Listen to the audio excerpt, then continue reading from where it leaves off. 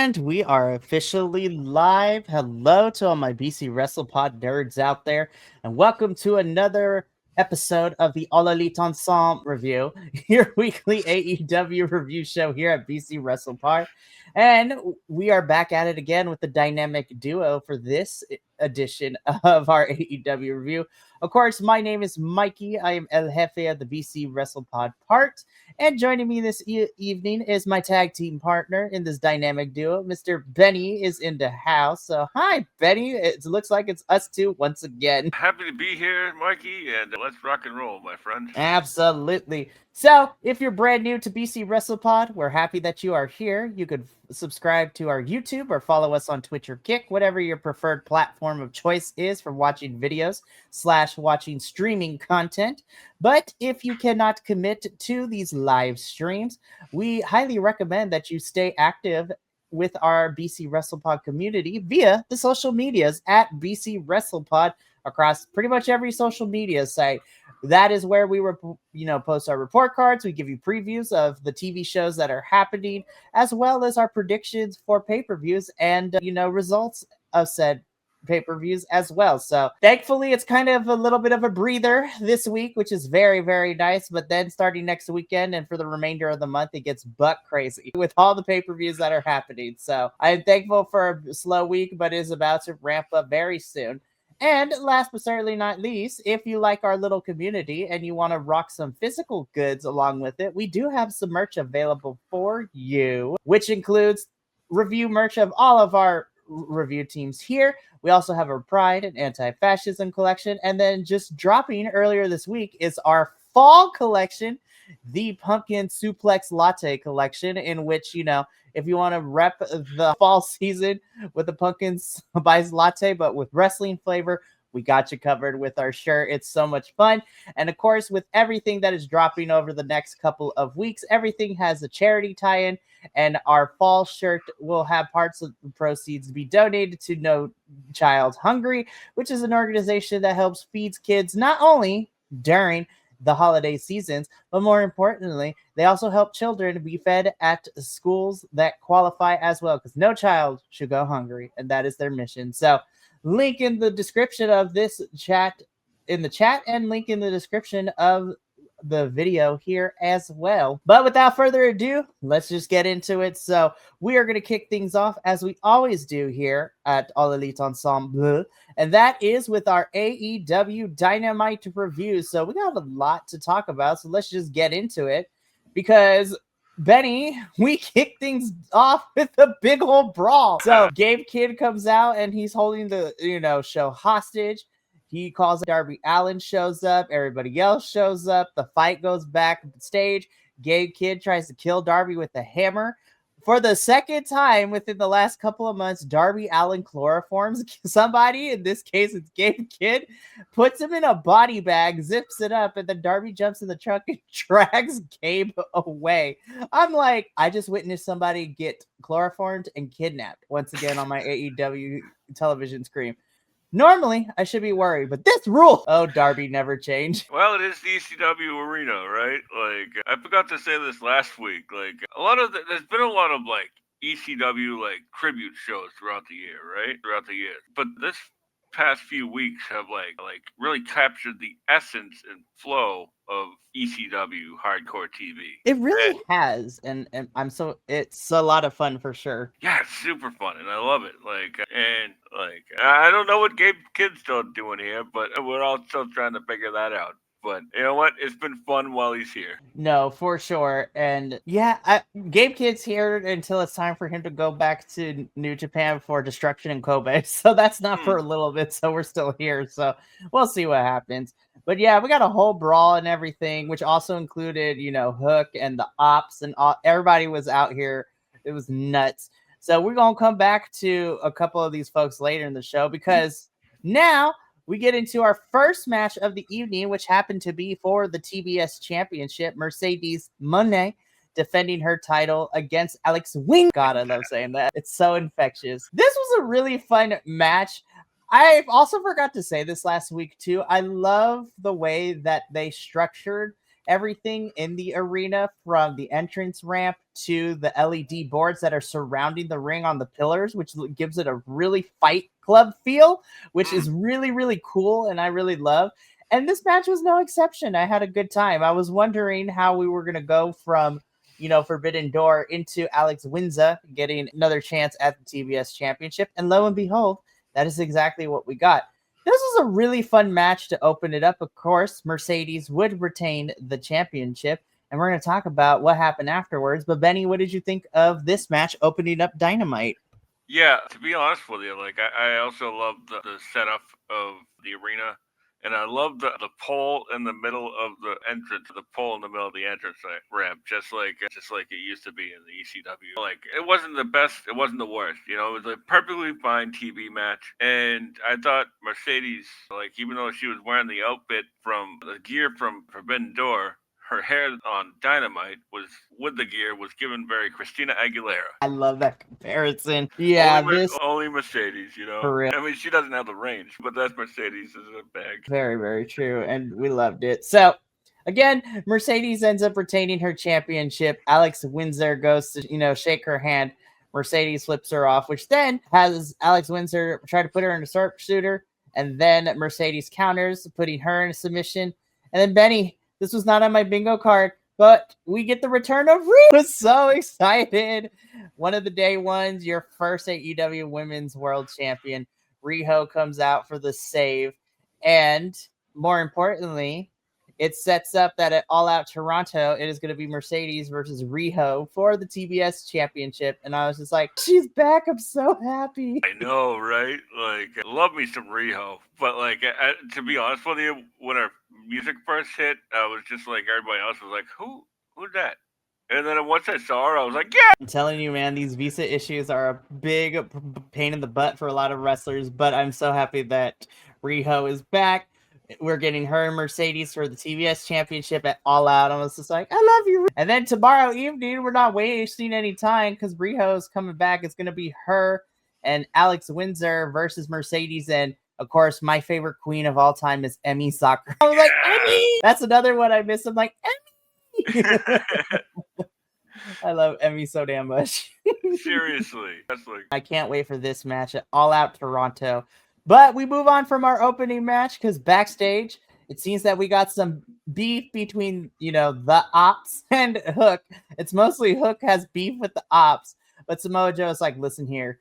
I was just like, you going to need our help. And when you do, we still going to be there. But don't be a little punk. Like, Hook, you're trying too hard, bud. It's okay. Like, are you about to cry? Like, what's happening, Hook? What's going on? Yeah, Hook seemed like that, 15-year-old that his father's trying to discipline him, like, hey man, it's okay, I'll always be here for you. Like, I don't care, Dad, just get out of my... How'd you replace me so quickly? Like, what? And I love how Hobbs was like, what are you talking about? I've always had your back. Going back, referencing Team Taz, which was a nice little tie-in. It definitely was. So yeah, Hook is probably going to need the Ops help at some point, and we get there when we get there with this. But Hook, I love you, but we got to work on this acting, bro. Oh my goodness.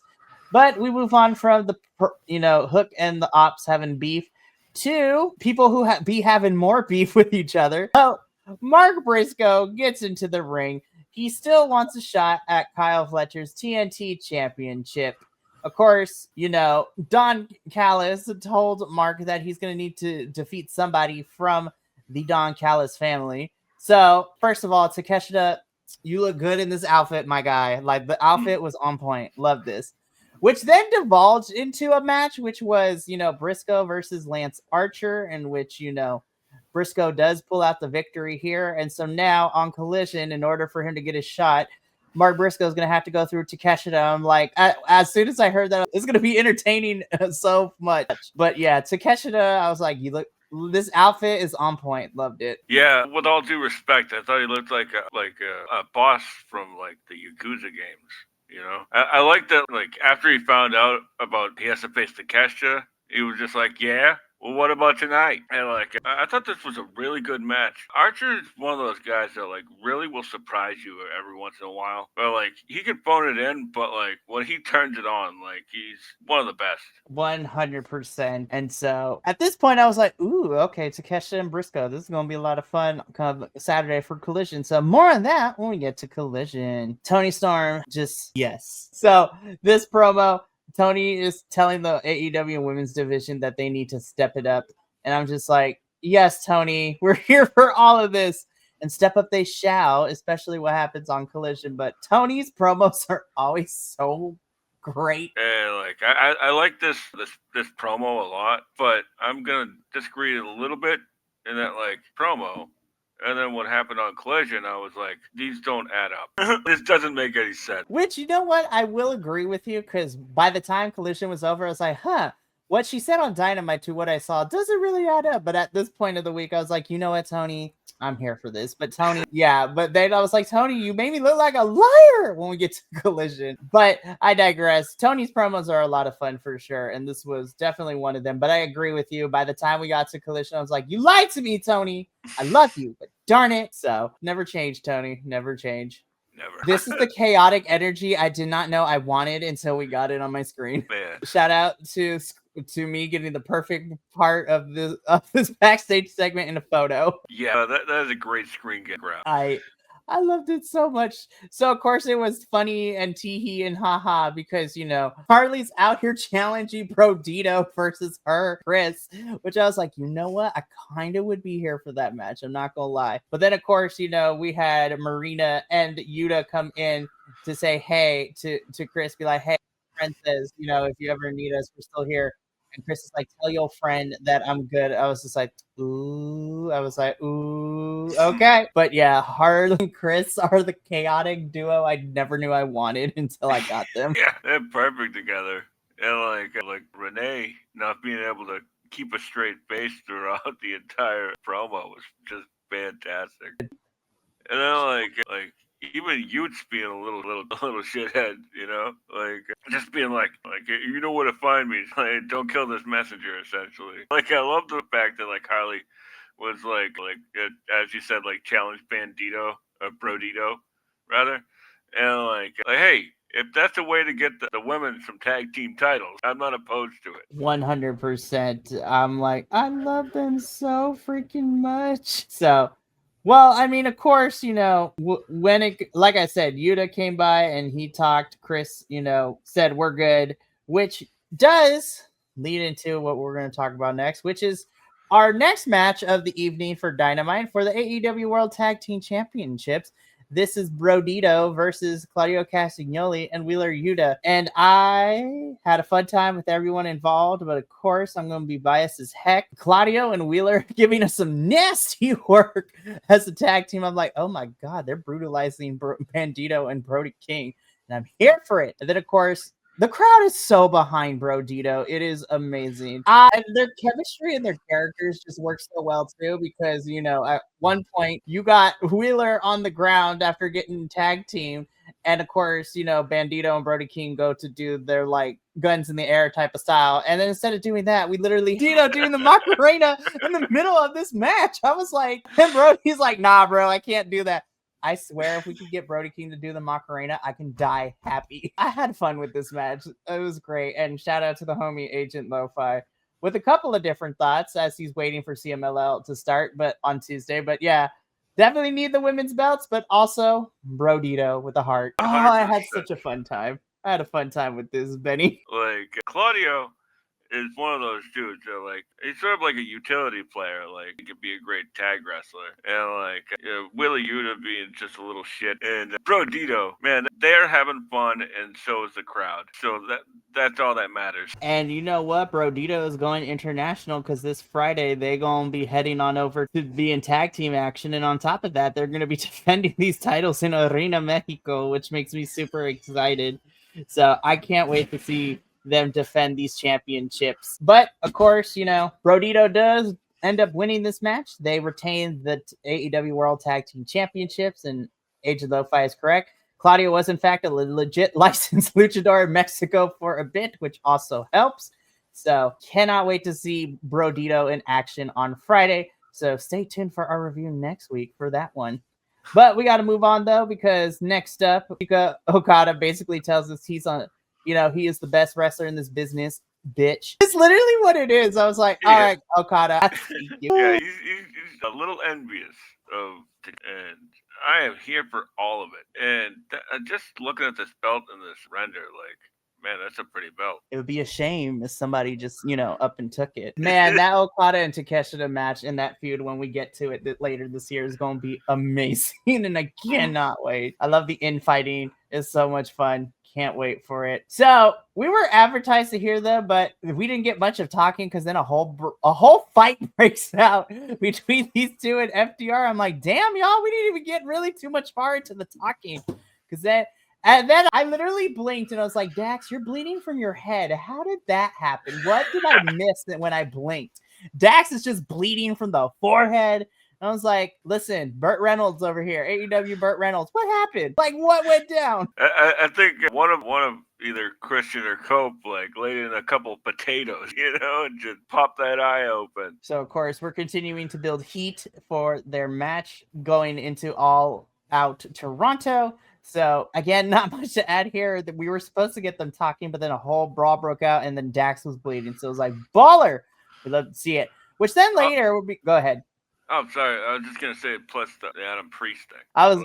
And that actually was going to bring that up now because later in the show, FTR gets all mad. They're heated. So, they get in Adam Priest's face and they challenge Adam Priest and a tag team partner that he can find to a tag team match on Collision. I was just like, all right, Adam Priest, let's see who you can find for Saturday. We're going to get to that match when we get to Collision, which I was like, oh my gosh, yes, but we'll get there. So much fun. It's serious when MVP is about to lace up these boots and come back into this ring like this.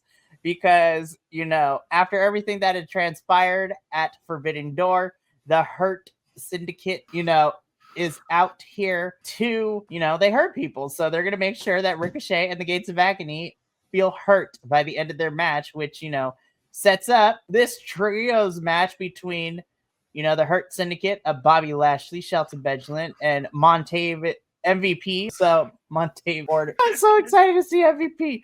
Of course, versus Ricochet and Gates of Agony. I was just like, yeah, I'm sold. This is going to be fun. I'm not expecting this to be a 5-star classic, but this is fun. And I'm going to be saying that a lot leading into All Out Toronto. I'm like, these matches are meant to be fun. A shout out for Gates of Agony getting on this pay-per-view as well. Let's go. Good. I'm just so happy for Gates of Agony being I've been a fan of this since they came to Ring of Honor, and I was like, man, these guys are ready. Like they just needed somebody to light a fire underneath them, and we got it.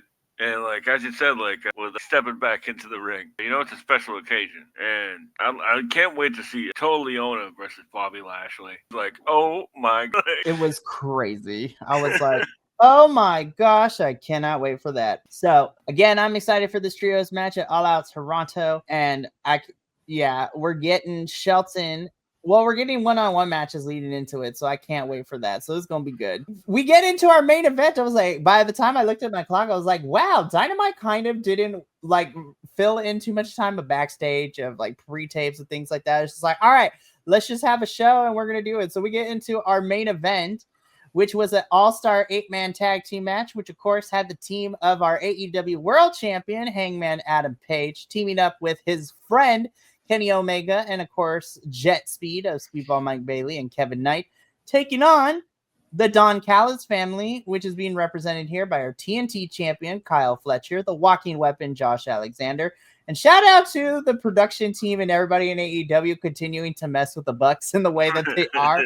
Even in the graphics, they literally bad Photoshop this on here. It is amazing. So, of course, the Bucks are in this match. My God, this was an all-star. This match was nuts from beginning to end. I'm like, oh my gosh, this was a wild match, Benny. Oh man, what a special match this was. The entire internet going, oh my God, Omega Hangman.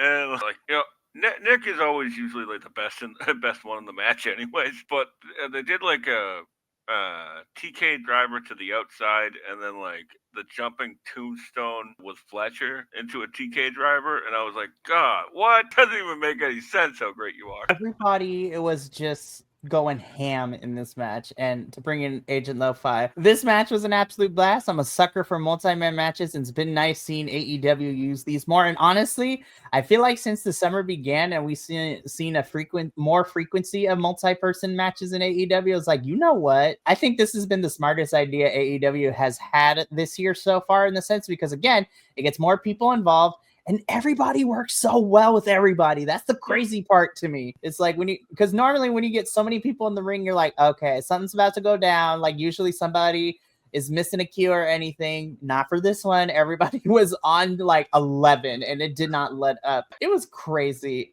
But the crazier part is that the heels won this match. So Kyle, Josh, and the Bucks end up winning. And then the beatdown doesn't stop Benny. They go after Kenny. Everybody's dead. Like, it's wild.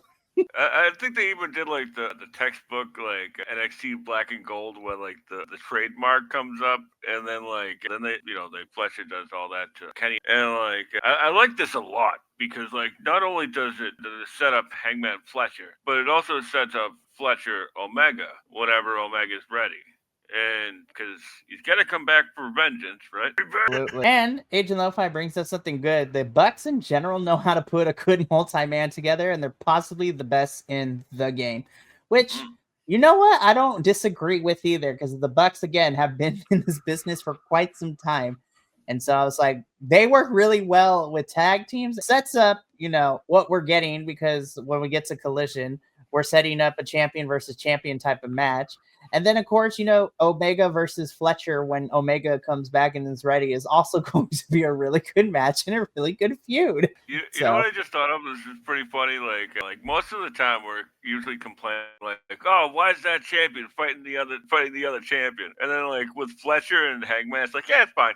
Like that match is going to be amazing. Absolutely. So the heels stand tall at the end of Dynamite, which plays into a certain promo and Collision. So that's how Dynamite goes off the air.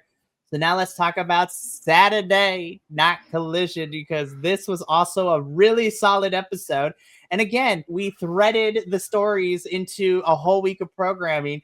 And listen, we've always said that AEW Collision is where all the it's the Graps show where all the wrestling matches happen. So we get like 8 or 9 matches. That was not the case this Saturday. We honed into the stories we've been telling.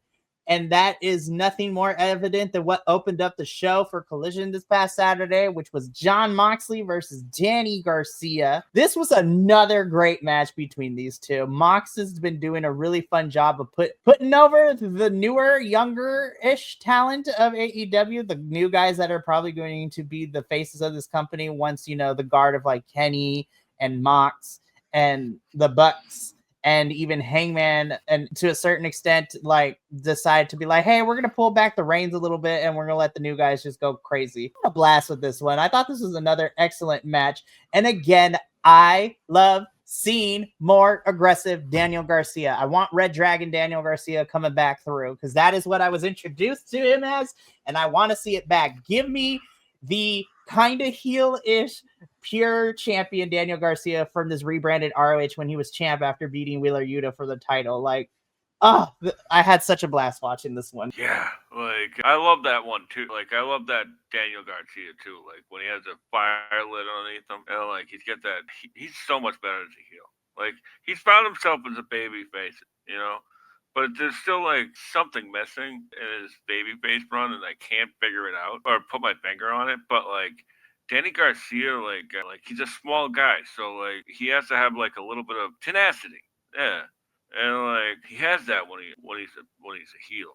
And this was so much fun, and especially because the way that there's been story beats on each show of this story for like the past few weeks, so it's not like like I love that, like, it's a continuous story between Mox and Danny. And I think it's going to continue. My conspiracy theory is that Danny is going to be a part eventually of, when Death Riders finally go down for the count. I think Danny's going to be a part of that, but who knows? But again, this was a great match. And again, I love watching a subtle change in Daniel Garcia's character because after the match, Tony Schiavone, interviews Danny saying that was one hell of a fight. And Danny's like, yeah, that's all anybody has ever said to me for the last couple of years. And something needs to change. He even got mad at Daddy Magic, who was trying to calm him down after the match too. I was just like, yeah, give me more aggressive Daniel Garcia because I want that in my life.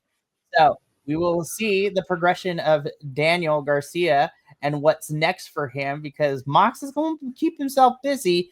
And something that I knew was probably going to be an option, but we got it officially made. And we're going to talk about that when we get to a Moxley promo later. But right now, this was so out of the blue, but like I'm kind of here for it. But Big Bill and Brian Keith are out here in this pre-tape backstage promo.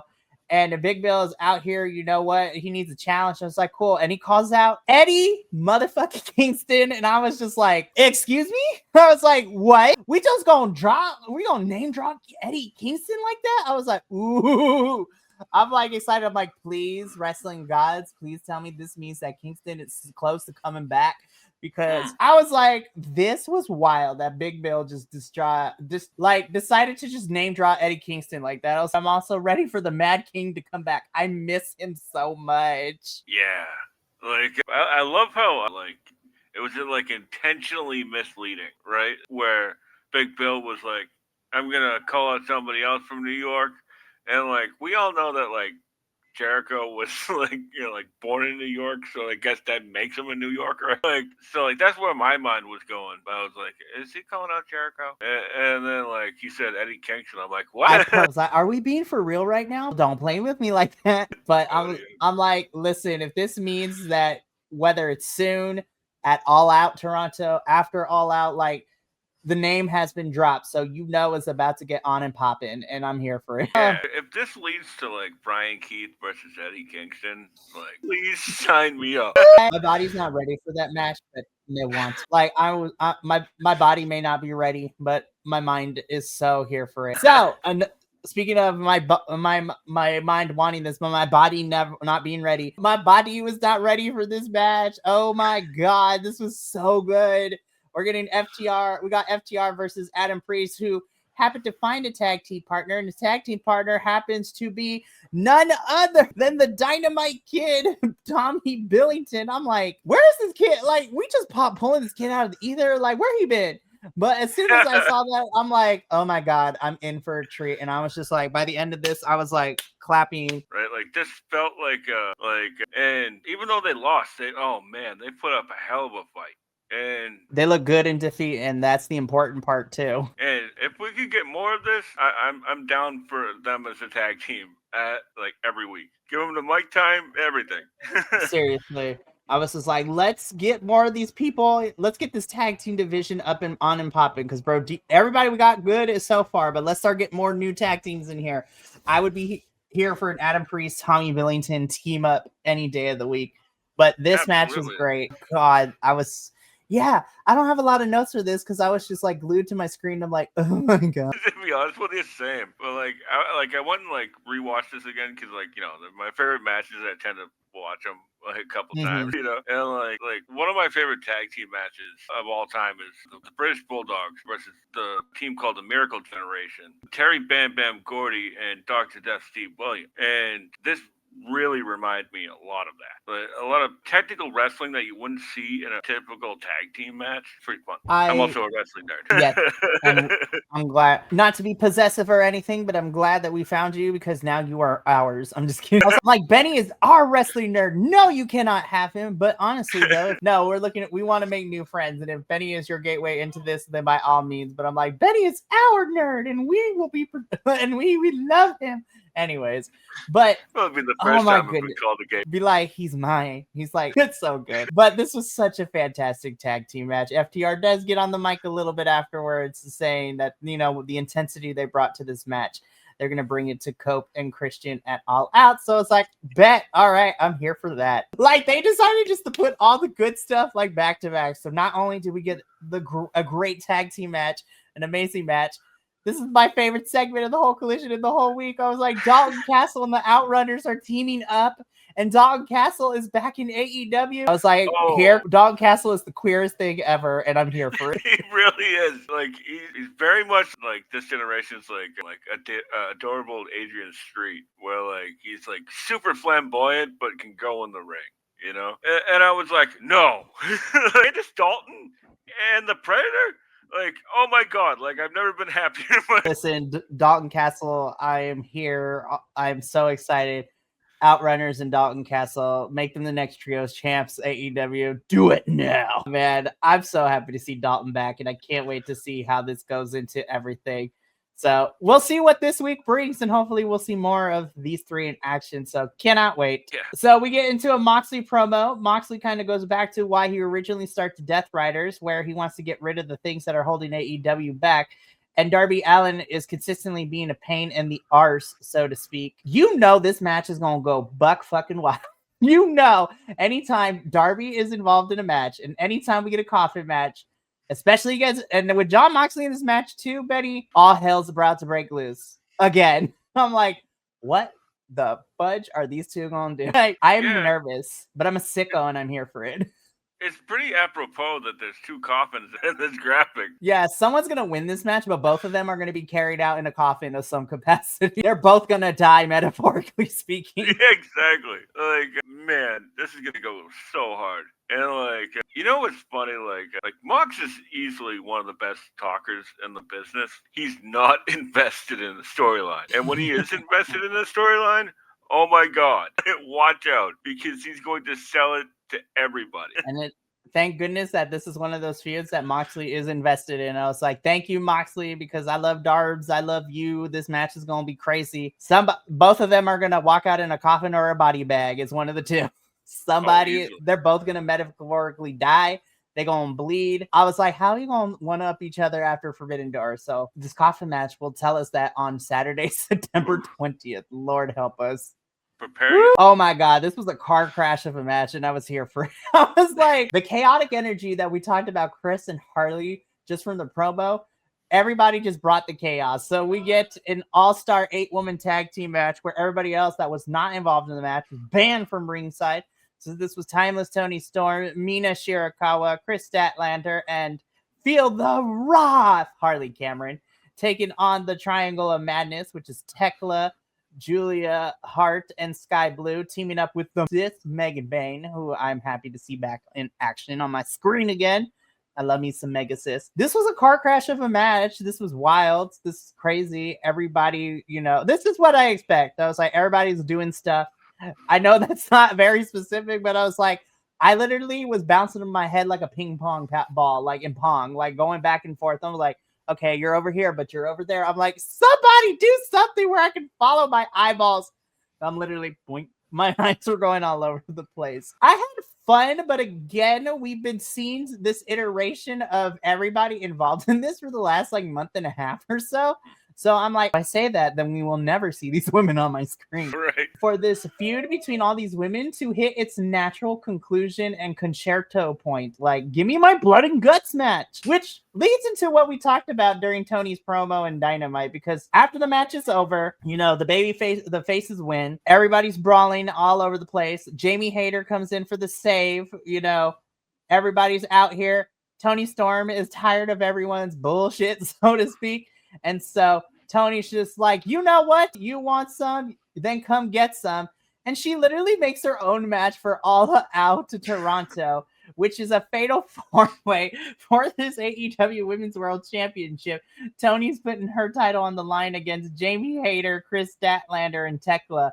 And I was just like, Tony, this is not what we meant when we talked about your promo. I was like, girl. I was like, what happened? Like, what was the turnaround from Wednesday to now? This match is going to be a lot of fun. But I'm like, why are we doing a multi-person match? Like, listen, I love you, Chris, but like she and Tekla and everybody else got their business. I feel like it should have just been a one-on-one with Tony and Jamie or something, because that's, what we're leading into. Benny, I was just like, huh? What? Yeah. The more I look at this, like the photo, the match graphic, the more I'm like, none of this makes any sense. Tekla's fighting with Aminata right now. Like, Atlas has just started a budding friendship with Harley Cameron and still is sort of Willow. I don't know. And Jamie Hayter and Tech. Oh, that's right. Jamie Hayter and Tekla are going at it, but they put Aminata on the back burner for that. It makes no sense, and I want to care. That's a problem. I want to care, but I just don't because it doesn't make any sense. No, again, I think the match is going to be fun, but from a storytelling and booking perspective, it doesn't. This match being made doesn't equate to what we've been seeing with all these women involved, you know. And we literally just got Jamie back not too long ago, so I'm excited to see her in this match. But this is not the story I thought we were going with. So I'm like, okay, we'll see what happens. All right. I mean, sure. Also, like, isn't this like Jamie's like first time fighting for the title since she lost the title? Like, that makes no sense. That's what I'm saying. You know, last time Jamie was in any chance to face for the title that technically she didn't lose is when she lost to Mercedes at Double or Nothing this year in the Owen Hart tournament. So, anyways. Sorry, I wasn't trying to yell at you. I was just saying, like, this makes I completely 100% agree with you. Because, again, the story that we were telling, this match does not equal that. This match is going to be fun. But I'm like, y'all know Tekla's probably going to get pinned, or like, that's why she's here. But I'm like, you have so many women fighting in other, you know, capacities. But I'm like, all right. But I think this match will still be fun. But yeah, I'm just like, this does not equal the story that we're telling, Tony, but that is okay. Ace Austin has a pre-tape promo. I know people are like, this card gimmick is stupid. I was like, listen here, you leave AEW Gambit alone. But I'm here. Listen, I'm a big fan of Ace Austin. I have been since, you know, New Japan, his time in TNA. Like, I'm here for Ace Austin. And again, with his ties to the Bullet Club, I want him and Juice and, you know, the Guns to become a faction while we wait for the return of Mr. Jay White. I was just like, please, yes. So, well, I mean, that kind of leads into this right here. Like, these two things kind of go hand in hand. I was like, put these three together right now, Tony. Do it. Yeah, like the way that they like butted them up against each other, the promos and vignettes, I was like, oh well, there's got to be something there, you know? Because why would you put them back to back like that, you know? And like he was in Ace Austin vignette, like talking about his Bullet Club days, and then like they cut to this and like Jay's in the background, you know, card plays. I'm like, Let's do this thing. I was like, gimme. No. Well, and I said this last week, and we've been talking about it for a couple weeks. I love that Josh is, you know, in these tag team and these multi-person matches, but I've been missing Josh in singles action, and we're getting singles Josh action tomorrow night. I'm like, yeah, and a rematch from April, which I got to see that match live, and that match was amazing. And Josh really showed his chops on the mic in this promo here. Like I've always thought like he's a really good talker. He just needs direction, like, and he's got it. Exactly. And we said the same thing when he was in TNA. When Josh was given a direction in TNA, the promos were awesome, and that's all Josh needs. Is he just needs a nudge in the right direction and motivation. And so I'm like, I get to watch this match tomorrow. Listen, I love being a wrestling nerd, and I was just like, yes, give it to me. No. But I'll be patient and wait tomorrow because I'm a good wrestling nerd. But yeah, so Kyle versus Hangman at All Out seems to be on the horizon. Hangman versus Josh Alexander tomorrow night. Oh, Dynamite's gonna be so much fun tomorrow. Just can't with these. I can't. I was just like, Roddy, listen, Kyle, I love you. I really, really do. But you are not going to change Roddy's mind like this. We've been over this, but I'm here for it, though. I mean, for goodness sakes, like, Roddy's not here for it. Ishii's just looking over like, what are we doing? Hologram is worried about because we got a whole clone happening in the background somewhere. So I was just like, Kyle, I don't know. And Lexi's just like, what is happening? As dumb as this is, I'm here for this. I'm not going to lie. Yeah, I'm always down for silliness. And you don't get much sillier than Kyle O'Reilly. Two guys looking at him like, huh? This was such a wild thing, but please give me more silliness in wrestling because this is a lot of fun. I think this might be a little presumptuous of me to say, Benny, but not to say Mark Briscoe is a bad wrestler, but holy shit. I was like, oh my God, I think this is the most serious I've taken for not again. And that's bad to say. I was like, holy shit, this was serious Mark Briscoe because this was the main event. And I was like, oh my God, it felt like I watched a pay-per-view match. Holy shit, this was so good. And of course, you know, MJF, you know, doing the reoccurring thing with these camera shots of just hiding while they're screwing people over. Oh man, but that Takeshita MJF stare down though, I was like, ooh, that whenever we get that match, ooh. Yeah, Please and thank you. Yes, Briscoe versus Takeshita though. I was like, yes, ma'am. I really enjoyed this too. Yeah, Mark Briscoe, right? Like, obviously I've been watching him for years, but like in this, the Briscoes have a certain edge to them that like they could like teeter on both baby face and heel, but bring something out of their opponent. And Takeshi's like, we're talking about like wrestlers of the year. Like he's gotta be in the conversation because like even on an off night he's fantastic. No, 100%. And again, I'm really hoping he pulls the Zack Sabre Jr. going into, talking about Takeshita going into Wrestle Kingdom, which I'm here for. But also Mark Briscoe too. Literally, my favorite three this year are Takeshita and Mark Briscoe. Like since the beginning of this year, I know we make fun of Mark Briscoe and his ever-changing facial expressions every time he has a match graphic. I was just like, he has like 50 million faces. What are we doing? But honestly, I kind of been digging this more intense and, dare I say it, not serious, but like more focused Mark Briscoe, which is very nice to see. Yeah, well, it's funny, like you know how like little things in wrestling can like change a character, right? For a while, like with the goofy Mark Briscoe, like he was just wearing a Briscoe T-shirt or whatever, and the camel shorts, right? Like, this is serious Briscoe business now. This is man up type of Briscoes. Yeah, so because of MJF, Takeshita wins. Takeshita wasn't happy, but he back off for now. MJF wants to rid of Mark Briscoe so that way he can focus on other things. So MJF makes the match for him and Briscoe at All Out, but Briscoe gets to pick the stipulation, and Mark Briscoe is going to get back to him on that. And I'm like, oh my god, I don't know what's going to pick. So this should be interesting for sure, and I cannot wait to see what he is going to pick. Like, oh my goodness. Yeah, being a Briscoe brothers, the way that I'm only joking around. Like it's just that like I have a way of like when they're in a feud with somebody that the second match is usually a 2 out of 3 falls match. Because what's better than beating you twice? Yep. So this is how Collision goes off the air for us. So overall, a really fun week of AEW television. I had a great time. This was so much fun. Yeah. But yeah, and I'm excited to see what happens for this week for Dynamite and Collision. So to give you a bit of an update, next Tuesday we will be reviewing Dynamite and Collision. But also, that will be as weird as it is to say, it is the go-home show for us, as we will next Tuesday be making predictions for All Out Toronto.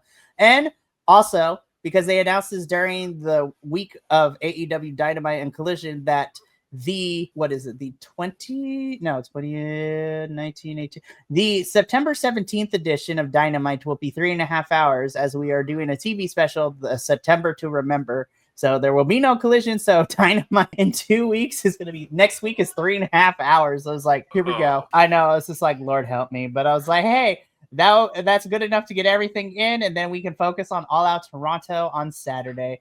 But that's going to be it for us here at All Elite Ensemble. But before we go, let's take a look at what the rest of the week brings for all of us here. So tomorrow evening, we get a double dose of reviews at 5:30 p.m. Pacific. The NXT crew will be here to review NXT as we are on the road to No Mercy. And then at 8 p.m. Pacific, we will be reviewing a CMLL as we're almost there. It is next Friday, but we are almost there to the 92nd show, which I'm super excited for, and I cannot wait to talk about more Lucha Libre goodness. Then on Friday, the TNA boys at 7:30 p.m. Pacific are here to give you another review of TNA as we are slowly but surely, but also kind of painfully building our way to Victory Road in a couple of weeks, as we are also looking ahead into October for Bound for Glory.